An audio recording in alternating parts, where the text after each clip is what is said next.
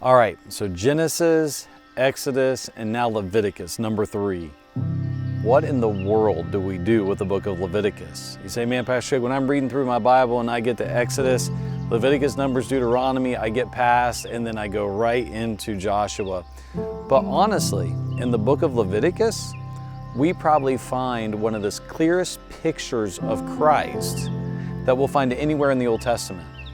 And one of the greatest pictures of Christ that you'll see in the book of Leviticus is in chapter 16 on the Day of Atonement.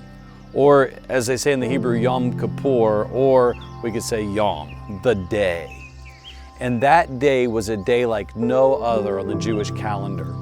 It was the day that the high priest would go and he would walk into the Holy of Holies and he would offer a sacrifice for the people. This was the day that they were forgiven of their sins. This was the day that they celebrated. This was a day like no other.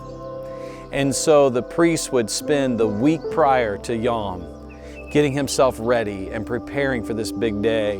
He would stay up the night before he would do this sacrifice, praying and seeking God and making sure his heart was pure. And then on the day of Yom Kippur, he would come in, take off that high priestly garment, put on his linen, his white linen, go in and offer sacrifices on behalf of the people. You say, Pastor Jake, what does that have to do with Jesus? Well, think about what Jesus did for us on the cross. He was the sacrifice. 1 week prior to dying on the cross, he started to prepare himself, the Passion Week. The night before he went to the cross, he spent all night awake, praying and seeking the Father's will. And then he went and took off who he was, John 13 says. He put himself aside and washed the feet of the disciples and then went to the cross for us.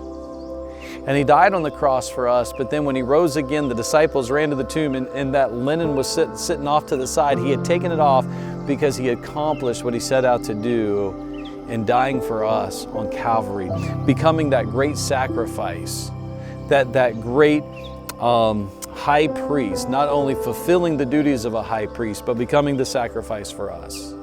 So today, make that decision to accept Christ because of what he's done for us on the day that he died on the cross of Calvary.